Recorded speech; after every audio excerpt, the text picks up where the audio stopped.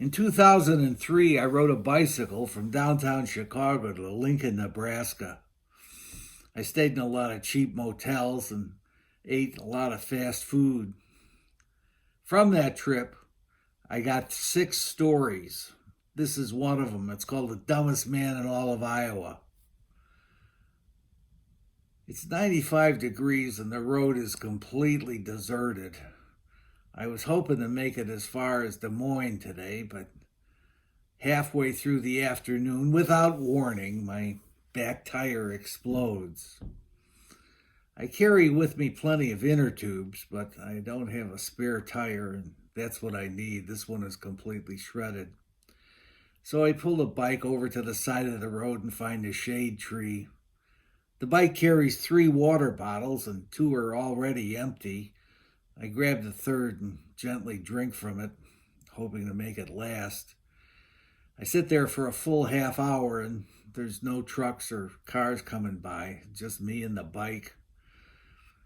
I'm in the middle of Iowa farm country. I can't see a house in any direction. There's no sign of human activity anywhere, just me and a bunch of fields. I start to worry that I'm going to have to stay overnight in the field, like sleep outside. I'm not that kind of guy. I need an air-conditioned motel room and CNN. Another half hour goes by and my last remaining water bottle is now half empty. I'm starting to see this is not a good day. But suddenly, off in the distance, I see a pickup truck. And he's coming my way and coming really fast. I'm not going to take a chance on missing this guy, so I'm not going to stick my thumb out on the side of the road.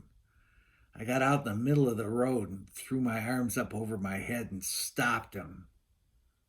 "You got trouble?" he says.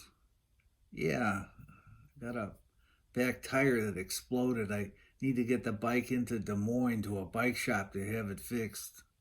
"Not going that far," he says. The guy's down on his luck. Looks like he cuts his own hair, so I make him the offer. "Hey, listen, if you drive me and the bike to a bike shop in Des Moines, I'll buy you a tank of gas. Come on, it's only 20 miles. It's not going to take that long." He lights a cigarette. "Okay, throw the bike in back and get in," he says. The inside of his truck smells like gasoline and perspiration. There's a fine film of cigarette ash on everything, and the windshield is blue from him blowing cigarette smoke on it. He takes off, and he drives way too fast, like 80 miles an hour up and down these backcountry roads. And as he drives, he lights one cigarette after the other. The truck's not air conditioned, so the windows are all rolled down. And he throws his elbows up on the steering wheel to steer, and he lights matches and cups his hands to protect the match flame and sticks his cigarette in there. Frightening as hell, but not as frightening as his tattoos. This guy is alarmingly thin, and up and down his arms and on the side of his neck are these horrible symbols that they're meaningless to me. I don't know what they are, and they're dark and mysterious and ugly. And I look at them for a while, and I finally realize these are not the product of some tattoo artist. These are prison tattoos. This guy's done hard time. "You like women?" he says. Oh man, where is this gonna go? "Yeah," I say, I like women. "Can't stand them," he says. "They take everything from you, bleed you dry, then leave you. And I can't stand insurance either." I have no idea what this guy's talking about. I don't want to get into a discussion of women with him, and I really don't want to discuss insurance. "Lost my business," he says. "Now I'm kind of putting the pieces back together again. Thinking about going out west. My sister's married to a guy, he's a big shot out there. He might give me a job." Oh, brother, I think this guy's a drifter. They're always moping around the country. He probably doesn't have a place to live. Suddenly, a thought invades the back of my brain and just stops me from everything. And that thought is this: he's going to kill me. That's what drifters do. He's going to club me or stab me or shoot me, take my wallet and credit cards and dump my body on a gravel road somewhere. It's the way of drifters.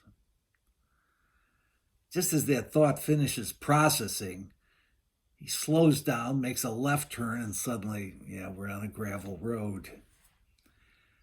Gotta stop by my buddy's place, he says. I gotta pick up a part for my truck. He pulls into this farmyard. There's a 2-story frame house there with no paint on it, and it leans to one side. There's no screens on any of the windows, and the curtains, drapes just blow outside. And from the truck, I can sense that the place just smells wet. There's a 20-foot pile of crap in the yard, old tractor parts and construction leftovers, and 3 dogs circle around smelling one another's asses. I'll just be out in a minute, he says. He jumps out of the truck and he runs in the house. Okay, I figure this is my chance to get the hell out of here. I could run for it, except I don't know where I am. And it's just fields around me. There's no place to hide. I don't know what to do. And I'm wearing bicycle shoes. You can't even walk in the damn things. I get my phone out and I call my wife in Chicago. I figure out if this guy's going to kill me, I'll say goodbye. The phone goes to voicemail. I can't think of anything to say except, "Hi, hun. I love you. I miss you." That was it. That's all I could come up with. But I figure, if he does kill me, she'll have something to listen to. He comes back to the truck. Now I'm waiting for him to stab me or club me, and his friend help him bury the body or something. While I was inside, I called a bike shop in Des Moines, he says. They got every size tire you'd ever want. I know where this place is. I'll take you right there. We take off in the truck again at 80 miles an hour. After 2 or 3 cigarettes, we arrive at this bike shop. He parks the truck in front. It's in a suburban backwater. I'd never find it on my own. He helps me get the bike out of the truck, and he goes inside with me to make sure I get the right size tire on the bike.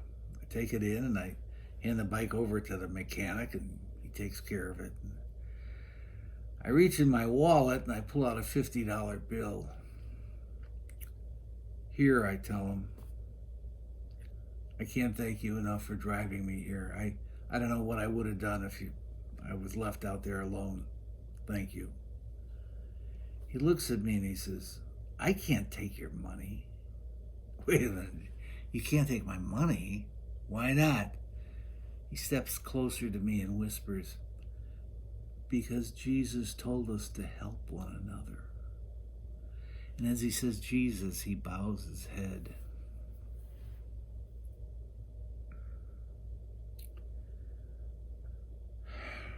That night, I stayed in a motel west of Des Moines.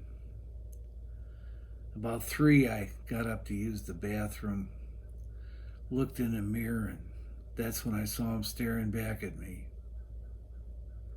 The dumbest man in all of Iowa.